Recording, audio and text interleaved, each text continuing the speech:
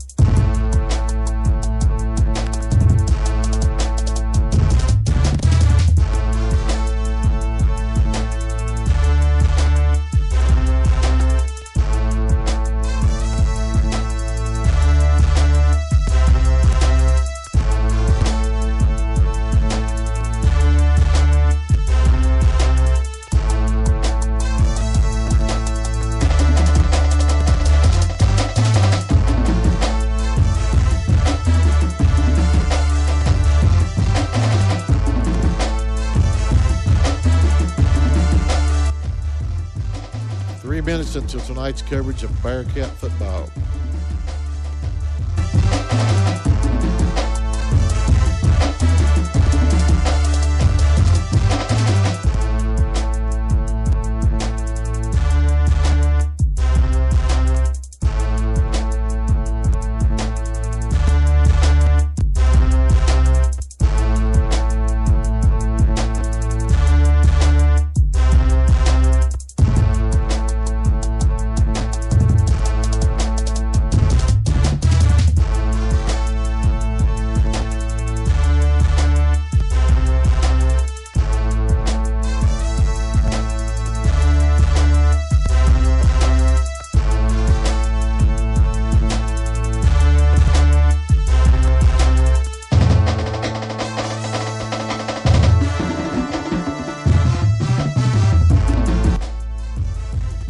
Minutes until airtime.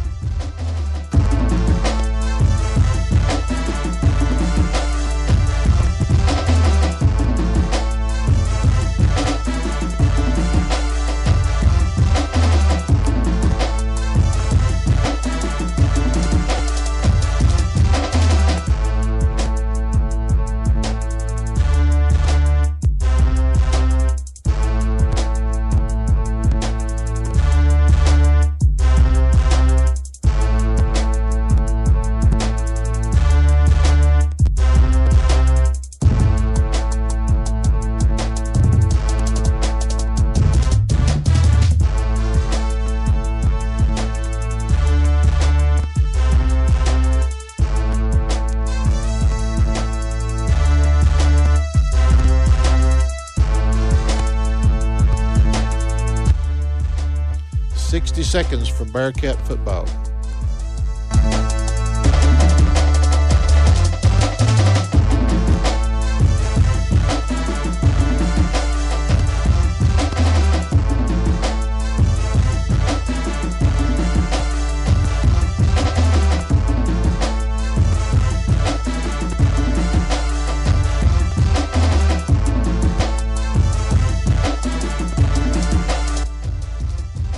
Seconds to go.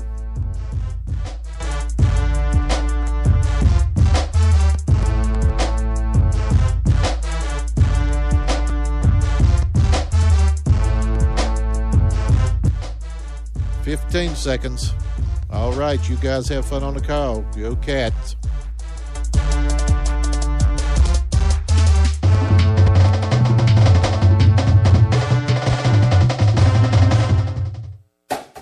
You're listening to Virginia High Bearcat football on Spreaker Radio.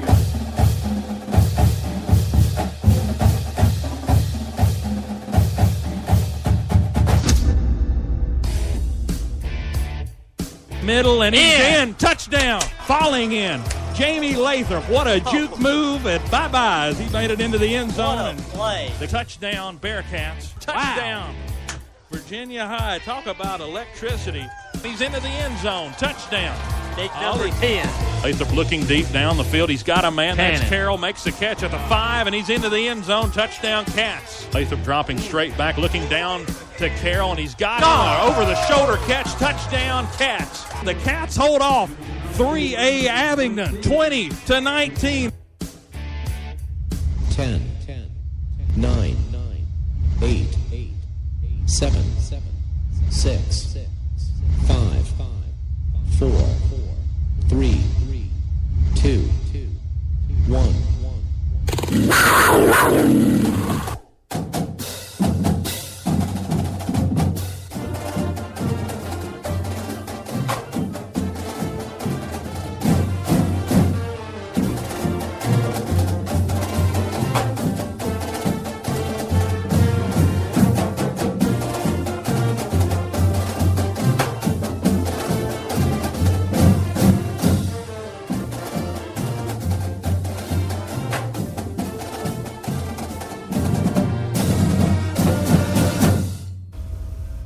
Welcome to Inside the Huddle. This is Dylan Hutton.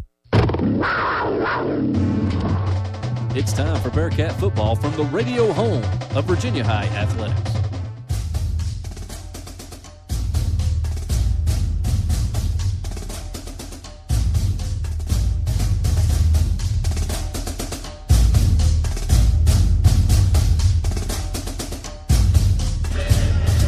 Welcome to Thursday Night Football from Bristol, Virginia, where the Virginia High Bearcats will meet the Wise Central Warriors for homecoming at Gene Malcolm Stadium. Both teams looking to get back to the win column after suffering road defeats last week. For the Bearcats, it was a trip across the state line, a 42-21 loss at the hands of the Tennessee High Vikings in the 102nd VT game. As for Wise Central, they went to Ridgeview and suffered a 54-0 loss to a very talented Wolfpack squad over there at Rose Ridge. From inside the booth here at Gene Malcolm, I'm Dylan Hutton, joined by Travis DeBusk, along with our statistician, Kevin Corbett, as again we count down to kickoff on this Thursday afternoon from the Gene. So we ended up having 2 Thursday night games on the ledger to open the year. Now we get another one, Travis.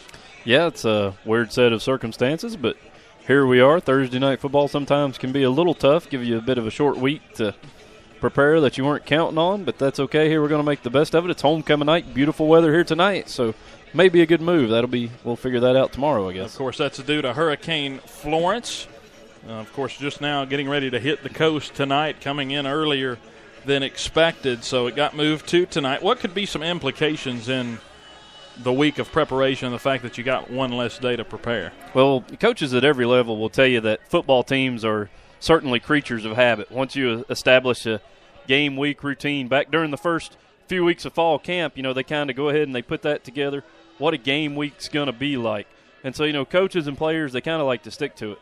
Now, I don't know how either of these schools conduct their weekly practices, but, in this day and time, it seems most teams do tend to limit the amount of contact drills they might have week to week anyhow. So I don't know that moving this game up one night really makes that much of a difference. If it favors one team over the other, it most likely benefits Virginia High more. Central, of course, having to make the trek over, which with classes and those types of things that go on, they may be a bit more hectic on Thursday than Friday. That's like a 64-mile drive over there to here. So Central, of course, they made that trek, and like I say, classes and stuff, the schedule just tends to be more hectic on Thursday than it is on Friday. Good news, at least, is the decision to reschedule was made fairly early on Monday, so everyone had time to adapt, except for the color commentator. I'm still playing catch-up and trying to get everything put together. But once again, we welcome you to Countdown the Kickoff, powered by Sesco Group Insurance for all of your auto, home, life, and commercial insurance needs. Call Bearcat alumni Jason Stevens at 276-644-9130. He'll offer you the right policy with great rates. Sesco Group Insurance. Great group over there at Sesco, and a couple of Well, uniform teams tonight looking pretty sharp out there. The Cats and the All Blacks. Metallic black lids, and Wise Central pretty sharp silver helmet, white tops, red pants. Of course, we'll have the full detail on that once we get closer to kickoff. But two teams that have dressed to win at least tonight to set the tone. So, Travis, the last game we had the 42-21 loss to Tennessee High there at the Stone Castle. What were a couple of takeaways from that game? Well, one thing that stands out first to me is the Cats showed the ability to put together some long, sustained drives on offense. For the entire game, the offense looked very much in sync. Obviously, the turnovers were the killer and ultimately the single largest determining factor in the final score. Of course, we know on a couple of the interceptions, I think we had some wide receivers break out of their routes just a little too early. On some of the others, I believe Jamie Lathrop just didn't account for the speed of the Tennessee High defensive backs, and they were able to make a break on the ball. The coaches, I think, let's give some kudos to them. I think they called a very good game, very effective offensive game plan there. The coaching staff, they did a great job mixing up the pass-run combinations, and they worked in Stevie Thomas, the talented freshman there in the backfield, along with our workhorse, Aaron Rose. So I think they looked a whole lot better on offense than we did in the first 2 weeks, even in a loss. So, yeah, that offense that came out, they were swinging. They got across into the red zone the first three drives. Of course, only got 7 points out of it. Got inside the red zone, but 3 times against a 5A team that has close to 1,500 students, where they have almost 1,000 more than your student population. You could see, though, once we hit the fourth quarter, that difference in depth. Oh, yeah. Yeah, it's and it showed up in every game so far this year through all 3 of our early ball games. But, and another thing I took away from the game last Friday night over at the Stone Castle is these Cats, they have no quit in them. It was an excellent start to the 102nd VT game. We took that opening kickoff and put together a nice 4-minute-plus drive to take the lead, and then the Vikings responded with a drive of their own. Then Virginia High back on offense, drives down to the State Line Motors red zone and commits that first turnover of the game. Vikings strike back with a score and then another, and they stretch the lead out to 21-7. Looked like they were going to, extend it by another score before Austin Davis comes up with the big interception with less than 2 minutes remaining in the half. Cats are able to turn that into a touchdown to cut the lead to 7. Virginia High comes out of half, stops the Vikings on that opening drive of the third quarter to regain momentum in the game. Cats were never able to get it any closer, but to handle the environment the way they did, the flashy stadium, the nice artificial surface on the field, the crowd, they just have no quit to them. And I feel really good about this team going forward. There's still a lot of big games on the schedule, but I think even in a loss, we learned a lot about the identity of this team, and that is they won't quit.